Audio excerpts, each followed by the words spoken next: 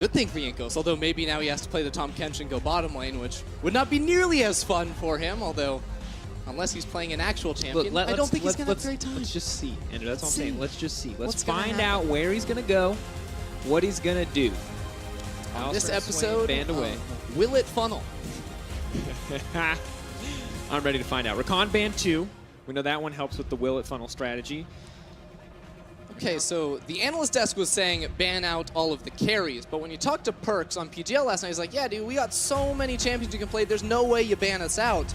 Unicorns of Love, their approach is to ban all the supports that it can work with, so my eyes are maybe on the Nunu we've seen in a couple different regions, but it's going to be really hard. Morgana and other options, but here's the thing. If Unicorns of Love only use their red side bans to ban supports, okay, jungle comes out, Nocturne, taking that option away, but immediately now the Aatrox gets locked in, and there are so many power picks available. Yes, a lot of the funneling picks have been taken away, Ender, but all of the other power picks are still up.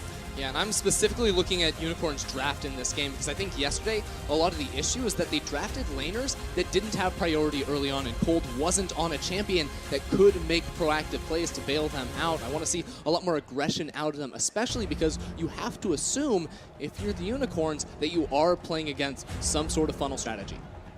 Absolutely, too. Of course, the Aatrox really gives away nothing here. Wonder, one of the few people that's been kind of let loose from the funnel strategy. He still gets to play what he wants, whatever happens in these games, as he's left on that top lane island. White Knight will get his hands on the Mundo unless they want to get creative with the swaps there, and interested to see how this matchup plays out. White Knight is kind of middle of the pack as far as top lane goes, sometimes a little bit worse, but Wonder has been at the top for a while now.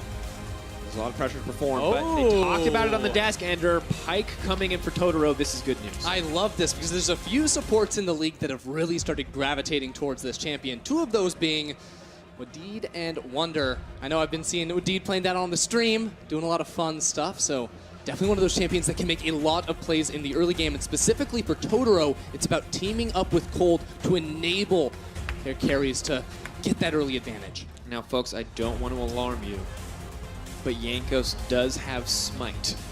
He may, in fact, get to take his own jungle and have his own source of gold income. He will not be the child walking around waiting for his parents to give him an allowance. He will be his own man, but I may be overselling it. Trundle looks like could get locked in. It's actually going to happen.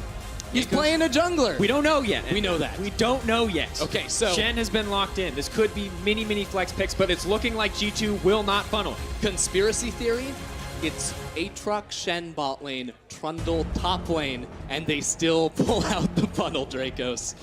I like conspiracy theories. I really hope that doesn't happen, though. G2, they have played a non-funnel before. They played it in their first game of the split, and it did look good. Okay, this is the 3rd back-to-back Kindred game here in the ULCS. Now, Cold has had this target banned away from him many times already in this season. We have not seen it on stage yet, but I have heard from Cold and from other people that he is a monster on this champion.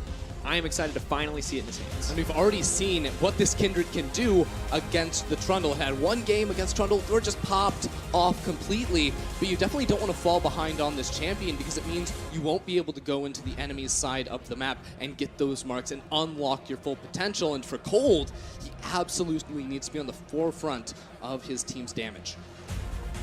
Now into the second ban phase, Ender. Morgana taken off the board. Vladimir going to follow. More of the funneling supports taken away. Of course, I'm not taking any risks here. Want to take some of those champions off the board. Morgana, of course, just generally strong in the hands of the G2 lineup. Could also be that Morgana in the bot lane position in the hands of Hjarnan as it was yesterday. Yasuo going to follow. And it looks like Unicorns of Love feeling a little bit more confident that this is going to be a standard composition. Probably going to look for something here in the hands of Samix with a little bit of CC, a little bit of pressure. That has typically been the strongest thing when paired up alongside Pyke. We have also seen picks like the Ziggs do very well, champions that can function well on their own, clearing away minion waves with relative ease. But what that is going to mean is that Perks will have to blind pick his mid laner. Exile has the chance to find himself a counter pick, and with a jungler that can support him in Cold, that could be the place Unicorns look. Zoe has been a huge comfort pick for Exile this season. You can see Ryze and Vladimir, 2 other comfort picks for him, taken off the board, strong picks in their own right. Zoe's the 3rd champion to enter his pool at the moment. And I think they might just take it here. Yes, he's blind picking it, but it's something that Exile is comfortable on, and we've seen when he can get ahead that he is quite good on that champion. I'm a little bit nervous, though, because Zoe against a big, beefy front line is hard to play. And that's the Heimerdinger for Yarnin. He's a beast on that champion. It's been like a week, and I think people forgot about this champion. Oh, yes. So that's a Lucian mid. Okay, wait. They have funneled a Lucian before. I think it's just a regular Lucian mid. I think it is, because what you can do, especially since Perks is running the cleanse, Lucian has a lot of all-in threat early levels onto the Zoe because he can close the gap with his dash and do a whole lot of burst damage. This could be a spicy one in the mid lane. Unicorns Love now taking their time. The composition really squishy at this point outside of that Mundo. Ezreal will be locked in. We'll get a little bit of safety, some options to escape from these slower picks like the Trundle, the Shen, and the Aatrox. We're going to find out where everything goes now. Looks like it will not be a funnel. It will just be Perks in the mid lane with the cleanse to respond to the Zoe sleep. And G2 once again trying their hands at a standard composition. Only the second time this split. I'm a little concerned, though, for the Unicorns of Love because this feels eerily similar to the comp we just saw Roccat lose with in the last game. Zoe against a big, beefy front line. This time she has a few targets she can try to pick off, but it's definitely going to be a difficult task here for Exile and the rest of the Unicorns. It's interesting, too, because when we look at G2 eSports and their funneling comp, if they had picked a funneling composition here, we would know very quickly whether or not they were going to just outright win the game, because we've seen how clean they are at executing these plays in the early game. Unicorns of Love, though, some opportunities for them to play around the mid lane. That's the thing we love to see. You have a Pyke there to pull in the CC. The Zoe was set up of her own. Kindred there to back up with a little bit of damage. And if they can just shut Perks down completely, it'll be the start Unicorns are dreaming of. This is going to be a scrappy one here. We talked a little bit about the safe, independent bot laners. Ezreal definitely falls into that category, so Totoro is going to have the opportunities to make some crazy plays around the map. I'm just excited because, again, going into Rift Rivals, we now get to see another standard composition game here out of G2, and Perks was saying that they do have those multiple layers. They can play it all. This is their chance to prove that just a little bit more. Absolutely is, Ender. G2 eSports versus the Unicorns of Love. Will G2 remain undefeated in Europe? That is the question we'll answer tonight. Can G2 play more than just funnel comps? And will Unicorns of Love strike back in our final game of week 3? Both teams now leaving the base, getting ready. Already pings coming down for the level 1 as both teams are ready to play around the top side if necessary. We'll find out who's going to make the first play. I've seen Pikes at level 1s do crazy things today, Dracos, but somehow I'm not feeling that same vibe here from Totoro. But I do love the fact that the Unicorns of Love, the players we look to on this team, Cold and Totoro, to make things happen, are on champions that have advantages in this game. Totoro can group up with Cold and try to bully Jankos around in the jungle, but again, for the Unicorns, they cannot fall behind early. They can't afford to let that happen because team fighting with this composition is going to be very, very difficult. Absolutely, and we've seen what happens when you go late with these difficult execute comps. We saw it last game. It was definitely a struggle for the Roccat lineup, and you can expect G2 and especially Wonder to have a similar level of confidence to Odoamne. White Knight making good use of the bone blading there just to throw down a bit of damage, although while they battle over the ward, you are going to see junglers start to get those starts. 125 and counting, 130 will really kick off the start of the game as mid lane meets. And when we look back on it, we got to keep our eyes, I think, to a certain degree here on Cold. This is a man that I'm very interested in. The Kindred, another pick that's really rising in popularity. And this is the guy that is kind of the catalyst in the team's action.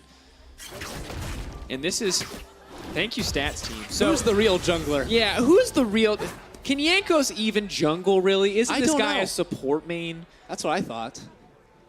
I don't know what Perks is doing playing mid lane. Cold's going for level 2, actually. Oh, I like this. Oh, the flash forward. Moving in. Oh, that is tragic.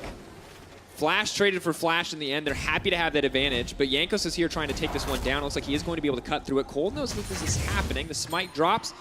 That means it is secured. Cold is going to need to look for the rinse and repeat if he actually wants to get a kill on the top side. That's really unfortunate for Cold because not only does the gank not result in a kill, he does get the flash, that is good, but he loses that mark on the top side of the map when he should, in theory, have the pressure advantage to take that one away from Jankos. This mid lane matchup that we do have to continue to look at, there is some spice that can be done by Perks. Absolutely, and when you look at Cold, he's a guy that's usually present in these mid lane matchups. Now, yesterday, they tried to play around the mid lane as they always do, but Vitality were ready to punish. Vitality crushed them in those matchups.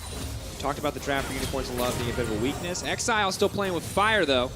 We just have to keep our eyes on Cold this game and the Unicorns of Love. See if they change their style at all. The good news is they've already played around top a little bit more, so maybe this is a sign of things to come. But it is still very likely that plays are made here around this mid lane. But did just spamming that lap in the river, just having a good time with things, but especially with Illusion in the mid lane, Zoe as well. There's a lot of kill threat both ways if either party makes mistakes. So you have to assume that Jankos and Cold will have a distinct focus on that area of the map. Absolutely. Totoro, he's just disappearing. He's trying to funnel Cold, I think.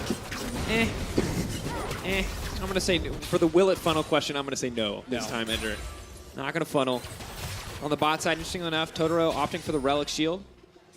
Will help him push the wave out a little bit more, will match, but I know that's not your personal preference there, Ender. Dude, I like the Ancient Coin, personally. The movement speed, the CDR you get on Pyke when you have such high cooldowns, as well as the mana restore to allow you to make a few more fishes happening with the Bone Skewer, but I'm glad you brought up this bottom lane, because we already saw a Pyke do disgusting things to immobile mages. The Zyra from a few games ago didn't have a great time, and I think a lot of people will look at this and say Heimerdinger falls into a similar situation. The difference is he can put down that turret in the blink of an eye and block the hooks, which is a pretty sweet counter to any type of hook champ. Also, if you've ever tried to dive a Heimerdinger in a solo queue game and you don't have an absurd amount of burst damage, you'll know the horrible experience of him walking around you in circles while his turret kills you. So, big risk there. Now Jankos will try to shut down White Knight here. White Knight, of course, still has a flash from the earlier play. Will dodge out on the Dark Flight. Cold here for the follow-up. Ooh, Cleaver lands, but the little bit of minion block there going to stop a further chase. So flash for flash in the end traded on the top side. Jankos keeping his, though, means that both gangs work out in favor. Oh, flash taunt from Wadid. That is the perfect start. Exile now running the flash out. Ignite ticking. Can he get a Sleepy Trouble before it goes down? Burning. No. That was so close. Perks, he took the cleanse, so 19 HP. Shout out to the production team. Quick check on that one for me. Now Totoro looking to fire back. Cold is here. Ghost Water dive, but Perks is not scared of ghosts. Yeah, Perks is like, what are you going to do, man? I mean, Lucian's job is like to kill ghosts, right? Or spirits or whatever. I don't know. Lore is hard. But yeah. I just feel like if anyone's not going to be scared of a Ghost Water dive, it's going to be Lucian. He's the Light Slinger, I believe. Expels evil. If you watch the Climb video at the start of the season, he's culling straight through those guys. He also got Essence Reaver before it was reworked in that video. Look, he was using his E way too spoiling content. Red detectives couldn't see that one coming, huh? Couldn't guess the specific item. Oh, Hex Flash. Gonna look for a little bit of damage here. Ooh, may try to extend the trade. No mana on Perks. This is actually huge. The Ignite takes down. Paddle Star comes back. Wadid is... Oh! Wadid is the homie. He just blocked, or would have blocked anything that came further. Now White Knight needs to run for his life, but a lot of action there in the mid lane. Shout out to Exile, making good use of that Hex Flash. And people might ask, why Hex Flash on Zoe in the mid lane? The immediate answer is, oh, it gives you a little bit of extra range for damage on the Q, but also you'll give her that extra damage from using a Summoner spell off of her W, so just that little bit more to try to find the kill down there on the Perks, but Exile actually used his Ignite in lane very early on in a level 2 or level 3 trade, and that meant it wasn't up for that exchange, and lost him the kill. Yeah, and despite, of course, you know, seeing that really well played trade out there from Exile, Perks still with a pretty significant lead in the mid lane, looking pretty good despite the funnel composition not being the team's primary strategy. And, you know, we see 29% gold percent, 63 KDA. Keep in mind he's only died once, so if he dies here, that KDA is going to get cut in half. Channeling, waiting, holding on to it. Perks. Oh my god, looking into the face of death and just saying, you go first. That's just the ultimate mind game, because Totoro's holding on to the Bone Skewer for as long as possible. He wants to wait until Perks uses the dash, but doesn't come through, and Perks wins out that 200 IQ battle. Incredibly low ping there. Zero ping. I mean, that's just a crazy moment. Crazy moment there. The patience coming in. I thought Totoro was throwing it out. I thought Totoro had somehow, you know, broken his Q, I'll be honest, but didn't happen. Didn't come out. Didn't need to throw it. In the end, Perks, good patience, pays off for him. 55 CS. You can see he ran out of mana earlier. Not going to be a problem anymore as he does grab this blue buff. May not be a funnel comp, but Jankos, not completely fed up, will still give the blue buff over to his minion. Yeah, I do also want to draw our eyes down to the supports levels. Wadid is only level 3, Totoro's only level 4. This just goes to show how supports are playing in the current meta. They're never down bot lane with their duo partner. No, no, no. It's all about trying to find those openings like Totoro almost got onto Perks in the mid lane. And the CS not too different. Garnet with a small lead here. Due to the pressure he's able to put down. Samix holding his own as best he can. But we're going to see what G2 do with the bot lane pressure now. Totoro still roaming, not worried about leaving his support under the tower. White Knight moving down onto Jankos. Kindred is here as well. They really want to take this one. 700 health. Ooh, Jankos going to get the smite away, though. That is a solid start. Does have to flash out to safety. White Knight, is he willing to commit a little bit more? Doesn't have the flash. Isn't going to go for it. Here comes Totoro. Perkz knows it's there. Hook going out. Perkz just waits. Nice and patient. Dashes it out. Very well done by him. Perkz, this entire laning phase, has been doing a great job himself. Almost a 15 to 20 CS lead at the moment. Wunder doing very well for himself in the top lane as well. It feels like all the lanes for G2 at the moment have the priority. But once again, it's a dive in the bot lane. Samix. Oh, beautiful info buffer there. Wait, the hook is going to go in. Hold it right back. Oh, that's a solid start for the Unicorns. That's the Pyke, baby. Only level 4 on Wadid, so didn't have a whole lot of HP to tank up that turret. Absolutely did not. Well played there. Totoro happy to have a little bit extra experience. Samix happy to have a little bit extra gold. Solid start for Unicorns. We said they needed something to get them going. Okay. Good job, Volvo connects. Good start. Waiting on it. Ooh, good damage. Not quite enough to 100 to 0 him. The Ignite is available. Jankos is here. We've seen this one before. As we did last time, almost getting the kill. 19 health was all that stood left for Exile. Coling comes out. Exile needs to run. Here comes the Aatrox. Exile gonna dodge out, gonna dodge right back, so he can throw a Volvo connects. Sleeping under the tower. Wunder now getting knocked out by the tower shot. Cole leaping forward, but an excellent dive from G2. So well done. Wunder using his priority that he had with the shoving lane in the top lane. He sacrifices minions to his own tower just to make this play work out in mid lane. Good stuff by G2 on a team level to set up Perkz. The hook, can he predict? No. Nope. Okay, so Perkz is doing that, brilliant thing where instead of juking, he just stands still, and then Totoro mind games himself and misses the hook. Every time. I mean, it's a prediction. Now we can see good use of the Hex Flash. Sadly, better use of the ward from Unicorns of Love. They know what's going on here. And Wadid just assumes that Pyke is never going to be in this lane, but Totoro shows up at exactly the right moment. There's no way for Wadid to get out of that one.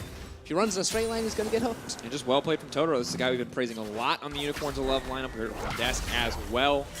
Sadly, not enough to give them a gold advantage, 15.6 to 15.1. Things just about even. G2, though, with a bit of vision here, down on cold, means they know exactly what's happening. I still think it's a very important kill for the Unicorns to get bot side, though, because this matchup, the more I think about it, Heimerdinger into Pyke is really, really rough. Heimerdinger is going to constantly shove in that bottom lane, and it makes it that Totoro he doesn't have that ability to be able to roam to the mid lane quite as much. Whenever he goes there, Samix is at risk of being doped, so his timing there, expecting the move out of what did, was very, very well done by Totoro. Well played. G2, though, in the meantime, going to take advantage of the top lane priority that Wunder has been building for this team. Take this Rift Herald uncontested. Happy to have it here 10 minutes and 50 seconds into the game. Of course, you can see the early Executioner's calling. Wunder clearly focused on his lane opponent. And Perkz, his stats right now look like he's in a funnel comp because he's sitting at 102 CS, a 30 CS lead almost over Exile in the mid lane, showing the power of being able to make these counter matchups happen. Remember, Exile opted into this 1v1. Not using the cleanse, not using the flash. Good patience, using the Coling to fire back onto Exile. Still losing the trade. Not giving up any summoners. Exile with no Ignite means Perkz can play a little bit more comfortable, a little bit safer. Cold is going to look to grab an objective for the team. Rift Herald, though, could prove to be more valuable depending on how G2 use it. I really like the vision setup from the Unicorns, though, deep vision in this bottom side, because once Kindred gets that Blood Razor, it's so easy with that percent HP damage to take down neutral objectives like the Mountain Drake, and won't be possible for G2 to contest now that Samix and Totoro have the advantage in the bottom lane, it seems. And Fjorn is so patient on this play. Ooh, Totoro taking so much damage back. Passive is going to be given a little bit, but Gifts of the Drowned Ones cannot heal him through everything. And really across the board, when you look at just laning stats, outside of bot lane, G2 just are pretty much dominating across the board, Ender. That's the one concern I had about Kindred, because again, yesterday, the Unicorns had a lot of losing lanes early on, and Cold, I believe he was playing the Nocturne, didn't have the abilities to force those early moves. In this game, it was that one level 2 gank in the top lane that didn't end up netting anything more than a flash. Cold never returned to that lane, although now maybe has an opportunity to collapse on Wunder. The champion's nuts. He can do it all, Dracos. Dark Flight, low cooldown, rather had the Blast Cone. So could make it out. Although, he's going to need to flash over that wall. Knows that he does not have the luxury of reviving here. Sleep does connect. Exile going to push forward. Has to be careful though. Pulls back. Perk's not going to hesitate to move forward. Hook isn't going to connect.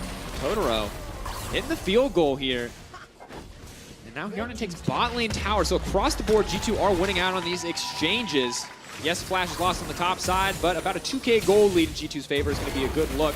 Perk's now running for his life. Red buff is there, but if they can't proc it, they can't get anything else. And Perk's 28 CS lead ender, dodging all of these ganks, and taking so much of Unicorn's Love's time. It's so painful, too, if you're a Unicorns to Love fan. It's like, yes, punish Perks in the mid lane, gank this guy, shut him down. And they've tried so hard, but he's just been able to dodge around it every single time. There's been some pretty good vision control from G2 around this middle lane for a large part of this early game, and it's really stopped the ability for the Unicorns to make those plays matter and to make them work out. To be fair, it feels like G2 might just have a track record for success. We're gonna have to see now. Nikos gets pulled back over the wall, but Wadid and Hjarnan are here. They're in the middle of everything. That is not at all what they need. Cold gonna use the ultimate. Totoro in the middle of it too.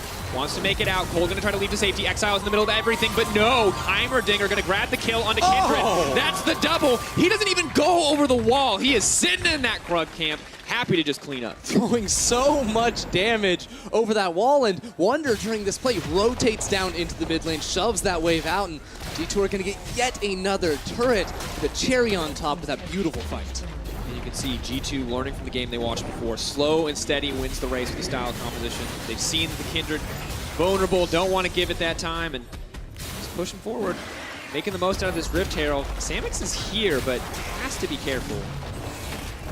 Turret likely going to be taken down in the coming minutes. It's so low, and this is the real benefit for G2, taking all these minions in the jungle away from Cold. He's on a champion that needs resources, needs gold and experience, and Jankos at the moment has a distinct advantage, even though UOL are trying to punish him. They finally engage, but Hjarnan and Wadid are right there. Look at the damage from this Heimerdinger over the wall, finding the snipes, and Exile tries to make something happen, but it's not enough. He doesn't have the damage to deal with Jankos. That was the deep sigh, the cocked head. You can see the frustration on the face of Cold. It's been a rough week for Unicorns to Love. They started off so rough, turned it around coming into week 2. Now in week 3, things are starting to fall down once again. It's a tough opponent to be sure.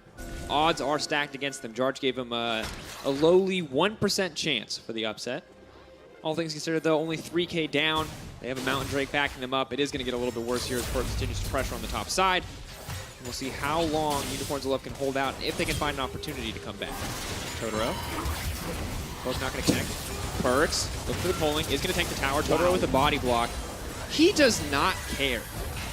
I mean, Unicorns are trying to 2 versus 1 him, but there's always the threat of that stand united to make that an even fight, but I don't know, 2v2 would seem uneven because right now Perks counts as 2 players himself. And you gotta know when you're Perks, when you look at that team and you go, I see no point in clicks. I'm playing Lucian. I will outplay you if you come in. I will dodge your skill shots. I do not care about the Mystic Shot. I do not care about the Bone Skewer. And that is confidence right there from the G2 mid lane. And he's made it work in every single engagement. Every single opening UOL thought they had was just an outplay from Perks. He was able to dodge away from it, and now this vision control for G2, I'm just noticing, is absurd on the top side of the map. There is nowhere that Cold can go without being spotted out. It just protects Perks in his split push in the top lane. Yeah, now you can see Hjarnan taking him home in the mid lane. He's going to be the one to keep up the pressure. Now throwing down the tower. Ignited already. Throwing back the Paddle Star, trying to clear the waves. Taking a lot of poke in exchange, but Unicorns of Love once again looking for opportunities. This must be the 6th, 7th, maybe 8th time that they've tried to force a player on mid lane, and G2 are just ready every single time. The issue for them is G2 could be anywhere. They're always in the fog of war. UOL do not know what's going on, and G2 are trying to keep up the pressure. Hjarnan's actually teleporting back into this middle lane. Gonna try and cancel these recalls. Super Trouble Bubble goes out. Don't know if he's gonna be able to get it. Totoro pulling back, trying to peel for the team. That tier 2 you predicted to fall, Ender, will fall. 17 minutes and 10 seconds into the game. G2 extend to almost a 6k gold lead. Now they may look to break open the base. Heimerdinger is there. Excellent sieging. I don't even know if they can cut through Jankos. Fire the ultimate. Almost Cold, but a brief respite will mean that Cold survives. And this is some clinical League of Legends. Fnatic stomped earlier today when it came to Giants, but G2 are just choking Unicorns out. And this is just the hallmark of a top tier team. Misfits have done it. Fnatic did it earlier today. Now G2 are trying to make that three-peat. And with Mountain Drake spawning up 2.5 minutes before a Baron buff with a Heimerdinger, that becomes the immediate place you look for G2 to close it out. And it's a good look. Something we've been talking about all day, something that's on everyone's mind is Rift Rivals. G2 coming in as the #2 seed. It's a good look that they can play more than just funnels, that they're showing us that they can still play this clinical, clean, standard style of League of Legends. And overall, if you're a fan of Europe, this is what you want to see. If you're a fan of Unicorns of Love, of course, you're a bit disappointed, but at least there's the consolation prize. You can hope for that Rift Rivals title. And for Unicorns of Love, just looking at G2 as an opponent, it doesn't feel like there's any obvious weakness that they can try to exploit. Of course, before today, it had all been about putting as many resources you could into Perk, so ganking the mid lane and trying to shut him down was the go-to strategy. But that doesn't work when Perk's just, tells you that he's one of the best mid laners in Europe. He beat out Capped just yesterday and proves that you can't shut that man down. No, and historically you would have looked bot lane, you would have Yarnan and Medivh to be shut down, but this summer, this meta is empowering them. They look so good both as a duo and when it comes to playing with the team, and showing once again that they can fit comfortably into a standard composition, flexible enough that Medivh can be the Rakan to follow Perks around in the funnel. It's a good look for the G2 lineup. Right, and what happens when you have to ban out this funnel strategy? You ban 3 supports, and all of a sudden, you leave open Hjarnan's signature Heimerdinger that he's going to be able to win every single lane matchup, it feels like, on. He was just basically dropping down his turrets and solo took down that turret. Oh! What? No. Today's been the day of one-shots, Dracos. Flashbacks. Oh, no. It just keeps happening, folks. I can't, Ender, I'm trying to think of something to say about this man. He walked into Heimerdinger's jungle. Heimerdinger said no.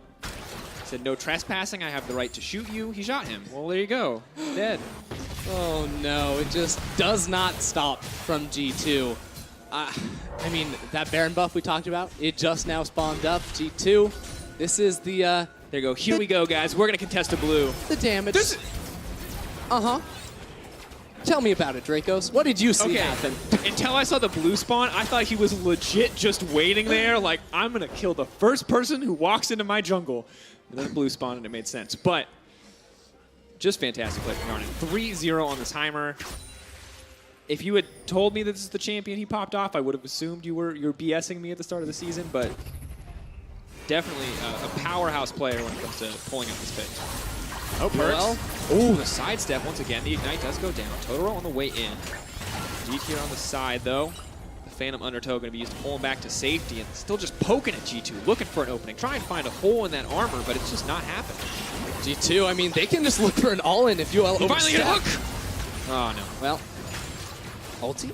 I actually don't think Totoro has the damage to execute Perks with the ult right now. He saw it, he hooked it, he ignited, he clearly wanted it, but it just did not happen. Yeah, Perks is level 13. Let this sink in for a second. Perks, Hjarnan, and Wonder are all level 13. That is a distinct advantage over members like Totoro, who's just on level 9, because they're absorbing all this golden experience out of Cold's jungle. It's really rough now for this Kindred to find any kind of an impact when she's just been starved like it feels. Yeah, absolutely. Totoro has to be careful here. He was the hunter for a while. From predator to prey, it looks like it. He's charging up that hook, but I think at this point they might not mind getting pulled in. Pulling does come out. Perks takes a bit of poke. Hjarnan is on the way in, setting up towers, waiting, hoping the Unicorns of Love are going to push into him. Yanko's actually getting chunked out. Sleepy Trouble Bubble does land. That could be good. Eyes on the hook. Hjarnan in the middle of everybody, but he just fires right back. Wonder with the turn and burn. 2 for the Aatrox.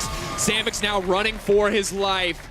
Blastgun's going to take him to safety, but Baron now in the sights of G2. If they want it, they can take it. Only 2 men left standing on the sides of UOL.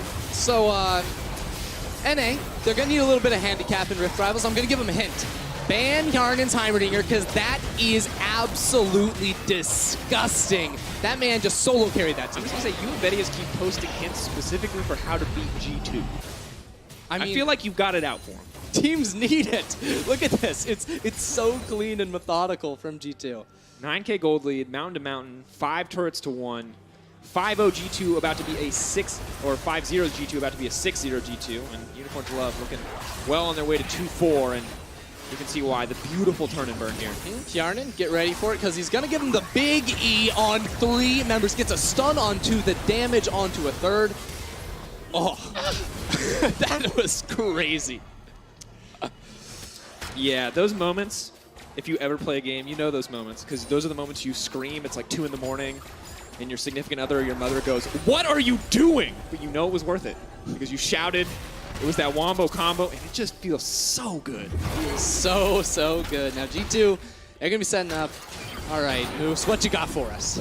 Looking like a 6-0 G2 versus 6-0 Misfits after Rift. Well, I mean, I don't know when he tweeted this, but it's not a very hard prediction at this point in the game. I feel like you could have tweeted this a few days ago and still been fairly accurate. It's a good look. Unicorns of Love just haven't been able to compete this game.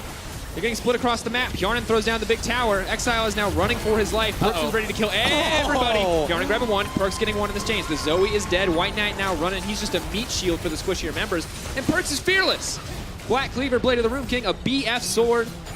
Berserker's Greaves, making it look easy. Wonder's going to back. He's got TP. Says, guys, I'm going to heal up. I'm going to buy an item. I'll come back. We'll win this game. And G2 did not expect it in a world where Fnatic were still on top, where Fnatic had so many members up. But they are looking more dominant than ever. Looks like they may just end the game. Are they going to play with their food a little bit? We will find out. But 9-1 the kill score. 13K gold lead. Totoro looking for a last-second desperation play, but I don't think it's going to happen. Perks the flash forward, wants a little bit more. Ooh, cannot get it. Lamb's Respite buys a bit of time, trying to turn, but the Nexus will fall in the end. G2 eSports, 6-0 in the LCS. G2 look pretty good, Dracos. They don't make many mistakes. Perks, pretty good mid laner, sort of, won that game so hard there. Except his KDA went from above 60 to 30. He died one time. I don't remember the exact numbers. Someone's going to tell me. He died right at the end. But he died, and that cut his KDA in half. So if we're honest, what a misplay. Misplay. But, oh, God. Okay, so guys, you remember the Zoe game from Fnatic where we checked in on the damage? This game, it's not the mid laner, despite Perks playing like a fiend. It is, in fact, Hjarnan. Ender, give us the numbers. What we got? Okay, so Hjarnan's rolling in here with just under 20,000 damage. And the next highest, of course, was going to be Exile in the mid lane with around 1,300. So it's not that insane. What was that you said earlier? You wanted to give some advice to the NA teams. It is ban Heimerdinger. Okay. Because Hjarnan had all the answers in this game. He shut down the Pyke, didn't let him roam, and when Pyke did roam, he took that bottom lane turret. And that wasn't it. The team fights were even more nasty from Hjarnan. Absolutely. The triple grenade. The power grenade. Into the double Aatrox knockup. Oh. Wait, we're on patch 8.13 for Rift Rivals, right? We are. Is new Aatrox enabled? I believe he would be. I should know that, folks. I'm sorry, I do not. Okay, well, maybe it'll be with new Aatrox. Oh, yeah. Another 3-man knockup. Multiple times in a row. There's lots of knockups. Oh, man. Wonder, he could make any champion look good, though, I feel like. I mean, it's definitely true. And despite Cole trying to get a little bit of early action there on the bottom side, I like that Yankos, the man on your screen right now, responded. He came back up. He gave Wonder that attention. He said, I'm going to back your lane up. I'm going to set you up for safety. And I think really when you look back at this game, obviously Hjarnan was a monster. But you also look at the, I'm just going to make up a bigger number every time, 5,000 mid lane ganks.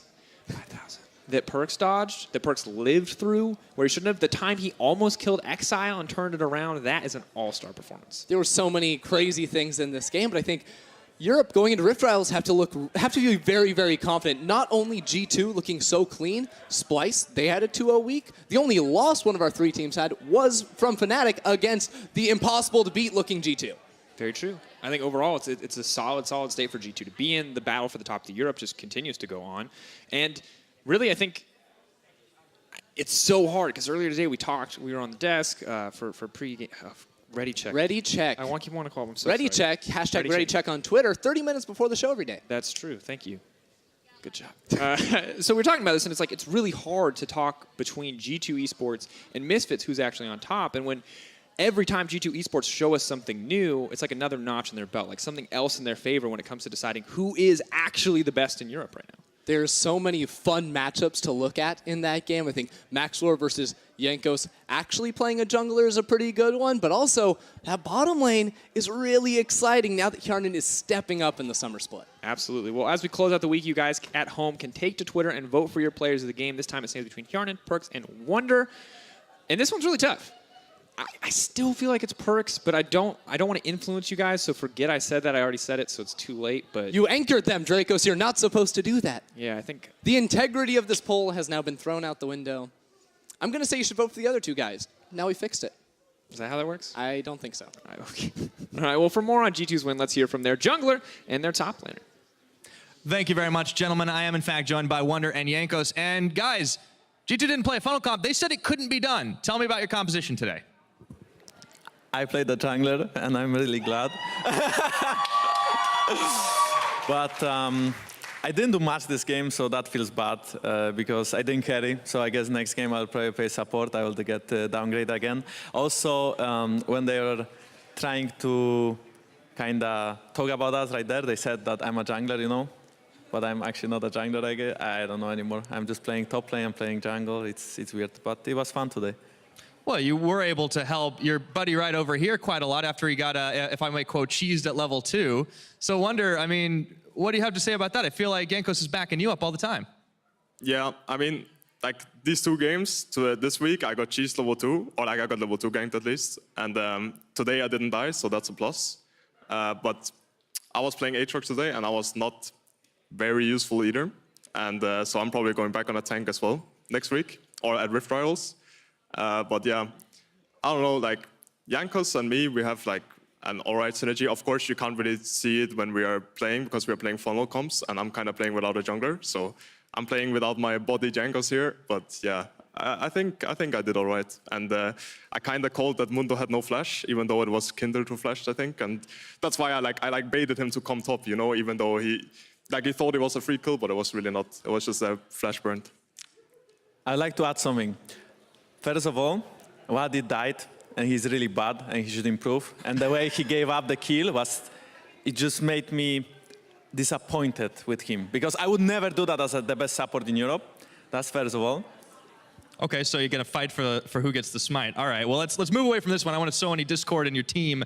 I'm glad you mentioned Rift Rivals coming up. Wonder, you guys are going to be heading over to NA next week. Out of the teams you're going to be facing up against, do you have somebody that you're really looking forward to playing against? TSM, no, I joke. I'm Team Liquid probably, I don't know. Like, Team Liquid is like the best team in NA right now, and I'm not really sure about Wonder Thieves. I think they're playing with like Sop, Jungle, and top laner as well, and wait, who is the other team? It would be Echo Fox. Yeah. Echo Fox. Yeah, Huni, my brother. But I'm probably not playing against Huni, you know? I'm probably playing against like Dadok or Rengar or something, so that'll be fun, yeah. Yeah, I don't know what goes on in the NA meta. I mean, for me, I really don't mind playing against Liquid nor Echo Fox, even though I think they're really good teams. I just want to destroy Proli. And the fact that he abandoned Europe and he left to NA. Don't talk, support player. The fact that he abandoned Europe and he left for NA, this is just so sad. So I just want to crush his dreams. Also, we have Ryu there and Levi, and I really respect them and I really like them and I know them as players, so it's fun. Absolutely. Always good seeing the sportsmanship coming as well as the will to crush the life out of NA. Okay, but Rift Rivals is going to be all good and fun. You guys also will be coming back here for week 4. You'll be facing off against Misfits, the only other 6-0 team. And I want to ask both you guys how you think you're going to stack up, especially starting with you, Jankos. How do you think you stack up as a jungler, assuming you get to play jungle against Maxlor? Yeah, I think I will be all right. I think Maxlor is, I mean, Misfits as a whole is probably one of the best teams in Europe right now. I think I'm not sure if they fixed their issues from Spring Split, but the meta just suits them way better. And if they get early lead, they can actually close out the games now because it's like way easier. But I think it's not going to be as easy against us in the early game as they have it against the other teams. So I'm pretty excited for this matchup. Awesome. Now over to you, Wonder. Comparing against Alphari, if it's a tank v tank, it's a carry v carry, what do you think is going to happen there? Well, personally, from practice experiences and just like past seasons as well, I think Alphari is probably the top laner that is the hardest to play against. He's probably the one I feel like is the best right now as well. So playing against him is gonna be pretty fun. And like, I don't know, like on stage, it seemed like at this last split that they had some struggles and he didn't really shine as much as maybe he could or should. So I'm just gonna look forward to playing against him and seeing like what's the deal, or if they play the same on stage as like they do in practice as well. Because in practice they are a pretty good team. So Yeah, what is also weird is that he didn't shine when he was playing the carries, but now when he's playing Mundo, he's destroying everyone. Mundo's OP.